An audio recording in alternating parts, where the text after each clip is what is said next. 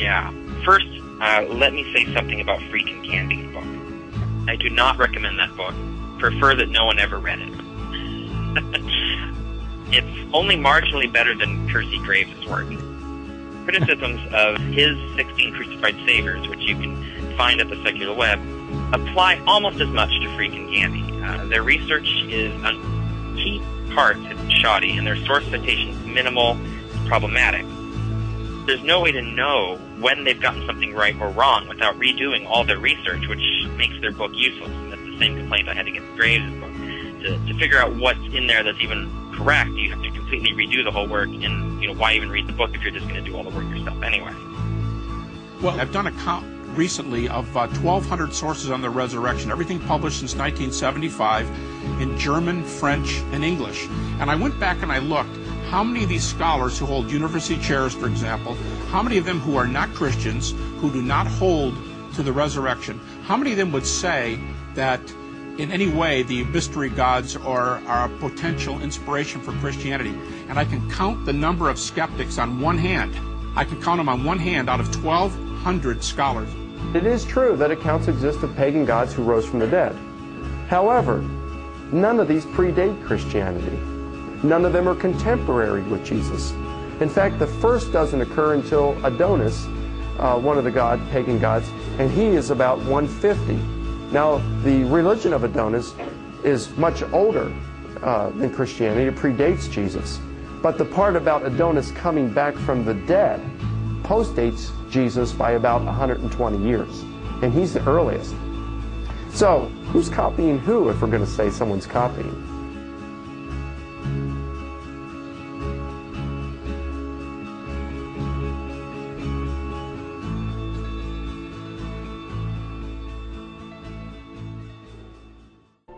The first section of the hit film Zeitgeist proposes a theory that many people have accepted without proper investigation.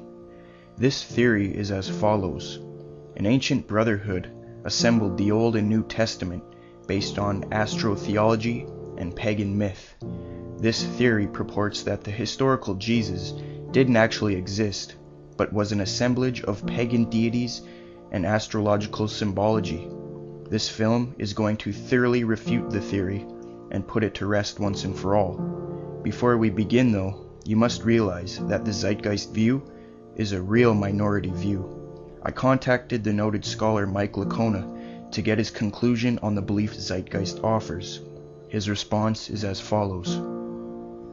There are as many non-Christian sources who mention Jesus within 150 years of his life as there are who mention the Roman emperor contemporary with Jesus' ministry within 150 years of his life.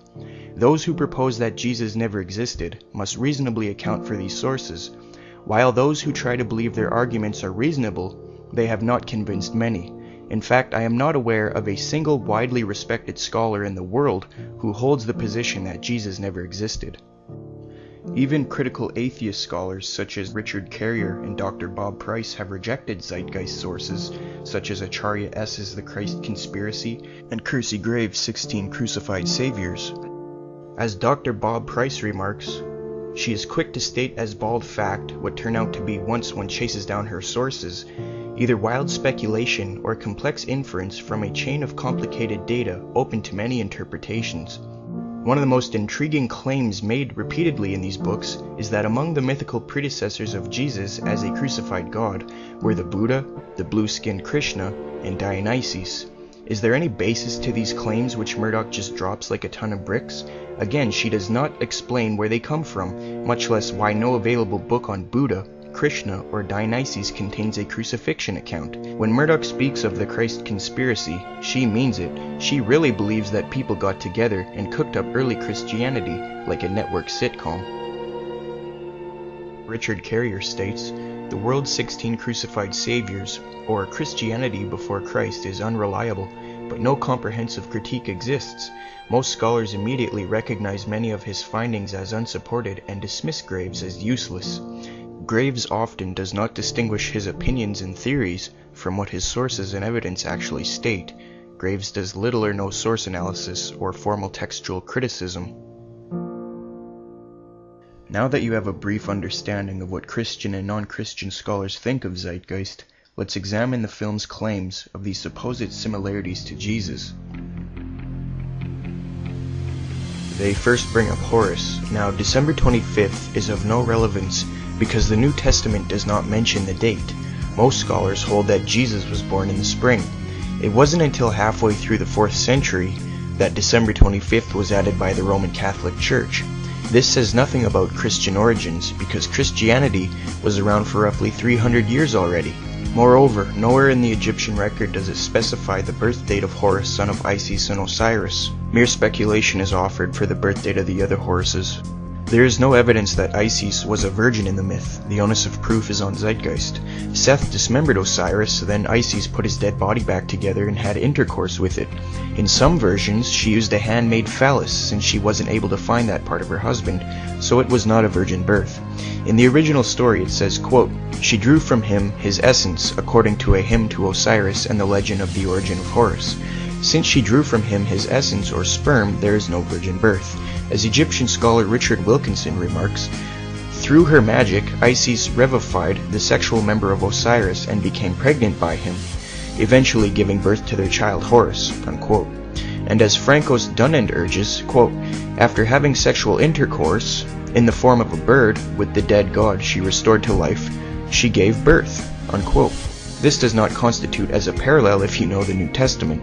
Since this is so weak, Acharya S. claims Isis is the constellation of Virgo, the Virgin. When pressed for documentation, no substantiation is offered for the Isis-Virgo connection at all. In regard to Isis being called Isis Mary, I could find no scholarly information to substantiate this. I went to Graves' work to see if that's what Acharya was referencing. Graves writes, "The Virgin with her God-begotten child, they are represented on the Hindu zodiac and on the ancient Egyptian planispheres," unquote. So in other words, Acharya assumes because Isis is Horus's mother, and because Virgo is in the zodiac, therefore Isis is a virgin. This is so dishonest and in no way makes Isis' name Isis Mary. Another alternative was raised in a dialogue I had with a Zeitgeist defender. He claimed her name was May-ert in the Egyptian Book of the Dead. I went to Alfred Wiedmann, an expert Egyptologist who wrote Religion of the Ancient Egyptians. He writes, "Come at all, I am the cow May-ert." The effect, the writing was made by the cow, Isis, as identified with May-ert, for her son Horus. May-ert is the celestial cow, the goddess who gave birth to the sky when nothing else existed. That is where the idea of Isis Mary comes from. Again, it has nothing to do with the name Mary in the Bible, and May-ert isn't even spelled similar to Mary, and it doesn't even sound the same. All Zeitgeist is doing here is playing word games. As for the Star in the East claim, since there is no such myth in the Horus story, Acharya goes to astrotheology and claims that the 3 stars in Orion's belt align with Sirius, or the supposed star in the east on December 25th, which in turn point to the sun's birth, or Horus's birth. First, there is no evidence the ancient Egyptians interpreted the occurrence and assigned it to Horus's birth. Secondly, her thesis is false in that it is impossible for the sun to align with Sirius and the 3 stars in Orion on December 25th because they are not above the horizon at the same time. But even if she was right, and they all aligned on December 25th, and the Egyptian Horus story refers to this as an account of his birth, since the Bible says Jesus was born in the spring and doesn't number the wise men, it makes it irrelevant. There was a form of Horus the child, but there is no mention of Horus being a prodigal teacher in Massey's summary. Isis just hid Horus. The only time the age 12 is even relevant at all is that the child passes from adolescence to adulthood. There is no bibliographic data suggesting Horus began any sort of ministry at all, much less at the age of 30. As for baptism by Anup, the claim comes from the book Ancient Egypt, The Light of the World by Massey, page 795, which reads, "Look upon me, O